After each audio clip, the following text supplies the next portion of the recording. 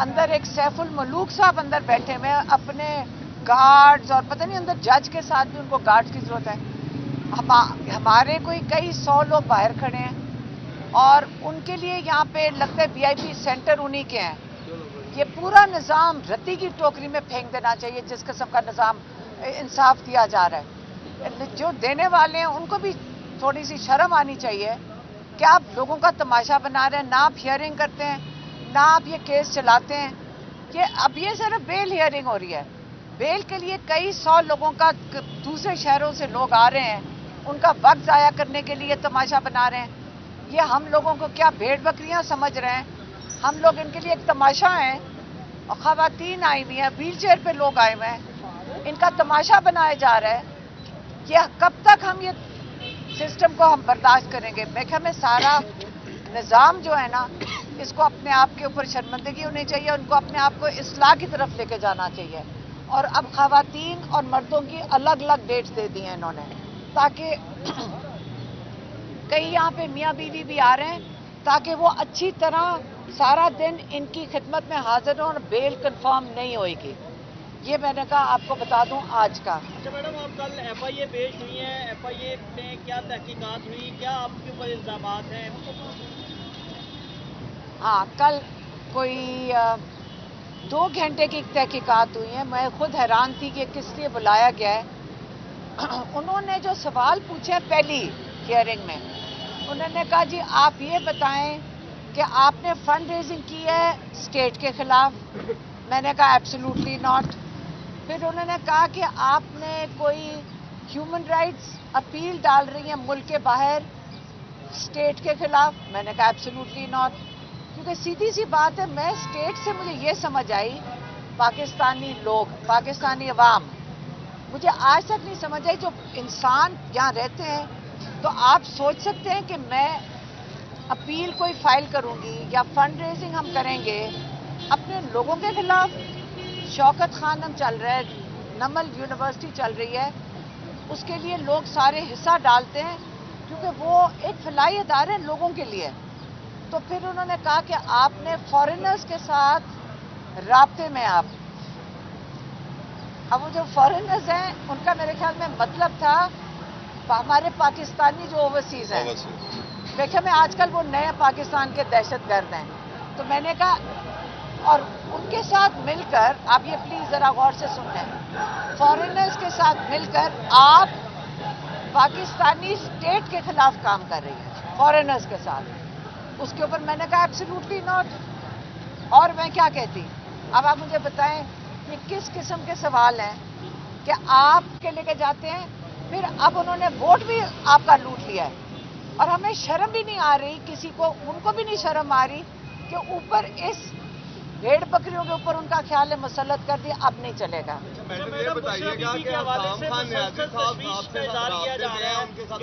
ایک دو بچے پوچھے نہیں, ہماری بہن جاتی ہیں ہر جمعرات کو, تو آج ان کی میٹنگ ہوئے گی ان کے ساتھ, اور وہ یہ بتا رہی تھی کہ وہاں پہ جو لوگ ہیں ان کو کہا جا رہا ہے کہ سائن کر دو کہ تمہیں ملٹری کورٹ میں ٹرائل منظور ہے. تو کہتی وہاں پہ اتنے اکنامکلی اتنے اچھے حالات والے بچے نہیں ہوئے, لیکن وہ بھی سائن نہیں کر رہے کہ ہم ملٹری کورٹ بھی ایکسیپٹ کریں گے. تو یہ انہوں نے بتایا ہوا ہے. میڈم, بشرا بی بی کے حوالے سے یہ خبریں گردش کر رہی ہیں کہ انہیں کھانے میں زہر دیا جا رہا ہے. اس سے پہلے عمران خان صاحب کے حوالے سے بھی یہ خبریں گردش کر رہی تھی اور آپ نے پھر آ کر تفصیل بتائی تھی.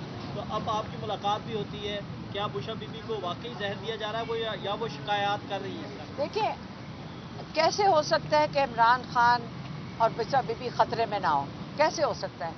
خطرہ تو ہے, اور اسی لیے ہم نے ڈاکٹر عظمیٰ میری بہن نے اپیل وہ ڈالی ہے, پٹیشن ڈالی ہے ہائی کورٹ میں کہ ہمارے مولد ڈاکٹر عاصم یوسف جو گیسٹرونٹالوجسٹ ہیں وہ پہلے ان کو چیک کریں, بشرا بی بی کی اگر کمپلین ہے, کہ ہم ان کو 1 ہفتہ پہلے جمعرات کو ملے تھے. آج ہماری ملاقات تھی اور ماشاءاللہ اسی دن یہاں ہمیں کورٹ میں بلا لیتے ہیں. اگر آج کورٹ میں نہ ہوتے تو آج ہماری 12 بجے ان کے ساتھ ملاقات تھی. آج لائر مل رہے ہیں, لائر ان کو ملیں گے, اور وہ جو پٹیشن لگی ہوئی ہے ڈاکٹر عاصم یوسف کی اب کورٹ اگر سن لے اور اجازت دے دے تو ہم چاہتے ہیں صرف بشرا بی بی نہیں، عمران خان دونوں کی وہ ڈاکٹر عاصم یوسف خود آ کر باہر ان کو مل کے اسٹیٹمنٹ دے، اور اگر ضرورت پڑے چیک اپ کی، وہ چیک اپ بھی ڈاکٹر عاصم یوسف کی سپرویژن میں ہوگا۔ عمران خان صاحب کے حوالے سے تازہ ترین اپڈیٹ موجودہ سیاسی صورتحال کے اوپر ان کا کیا کہنا ہے؟ پیپلز پارٹی جو ہے وہ ایک دفعہ انہوں نے آفر کی ہے کہ آپ کے ساتھ مل کر ہم گورنمنٹ بنانے کے لیے تیار ہیں۔ پیپلز پارٹی کے ساتھ گورنمنٹ عمران خان بناتے ہیں۔ آپ سوچ سکتے ہیں کہ آپ عمران خان چھوڑیں جو پاکستان کی عوام ہے جن سے چھٹکارا حاصل کرنا چاہ رہی ہے۔ بات ساری یہ کہ جب انہوں نے کہا کہ آپ ملاقات کریں، پیپلز پارٹی نے آفر کی، ہم نے کہا پہلے جو چوری کی ہوئی سیٹیں وہ واپس کر دیں۔ ہم نے تو کہا ہے، ہم نے عمران خان نے ہمیں نہیں، ہم نے عمران خان کو کہا ہے، میں نے کہا اگر نون لیگ جو کم سے کم 60 سیٹیں پی ٹی آئی کی لے کر بیٹھی ہوئی ہیں، وہ پیپلز پارٹی نے 10 لی ہوئی ہیں، ایم کیو ایم نے 18 لی ہوئی ہیں۔ آپ یہ سوچیں انہوں نے ساروں نے ڈاکہ اتنا بڑا ڈالا ہے، ان کو کہیں کہ اگر ساری سیٹیں واپس کر دیں، ساری سیٹیں واپس کر دیں، آپ سب کے ساتھ بیٹھ جائیں، یہی ہے ایک طریقہ بیٹھنے کا۔ میری مریم نواز اپنا شوق پورا کر لیں، ان کا یہی زندگی کا خواب تھا۔ بات یہ ہے کہ لوگوں کی سیٹیں چوری کر کے جب بیٹھے گی، اپنی بھی سیٹ نہیں وہ جیتی ہوئی۔ آپ ہمیں یہاں پوچھ لیں، ہمارا زمان پاک کا حلقہ ہے وہ جو مریم نواز جہاں سے کھڑی ہوئی ہیں، آپ ذرا وہاں جا کے لوگوں سے پوچھیں۔ مجھے تو میں اگر مریم نواز کی جاؤں تو شرم سے میں اپنا شکل نہ کسی کو دکھا سکوں کہ ڈاکہ ڈال کے لوگوں کا ووٹ چوری کر کے میں یہاں بیٹھوں گی۔ اتنا شوق اور جنون ہے کہ شرمندگی بھی ان کی ختم ہو گئی ہے۔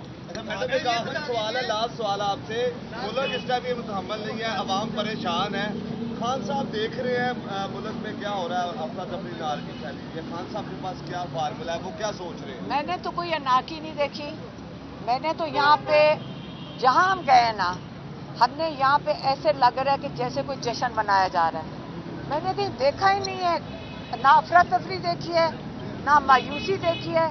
لوگوں کو یہ سمجھ آ گئی ہے کہ ہم جیت گئے ہیں۔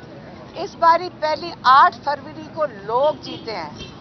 اب آپ ان سے چوری کرو، ڈاکے ڈالو، ان کو تو لوگوں کو پتہ ہی۔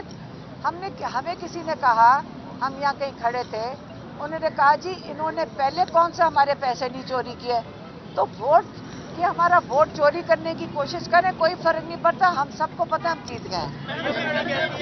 یہ بتا دیجیے کیونکہ آپ کی ملاقات عمران خان صاحب سے ہوتی رہتی ہے، موجودہ انتخابات میں پوزیشن جو ہے بالکل چینج ہو کے سامنے آئی ہے، تو ان حالات میں کیا عمران خان صاحب سے کوئی مقتدر حلقے، طاقتور حلقے جو ہیں انہوں نے کوئی رابطہ کیا ہے کہ ان کو کوئی باہر لایا جائے یا ان کے ساتھ کسی قسم کی ڈیل کی؟ ایک میں آپ سے بات کروں، طاقتور حلقہ وہ ہے جس نے ووٹ ڈالا ہے۔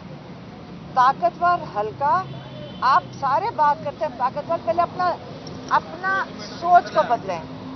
طاقت لوگوں کے پاس جا چکی ہے، طاقت 8 فروری کو لوگوں کو سمجھ آ گئی، طاقت لوگوں کی ہے۔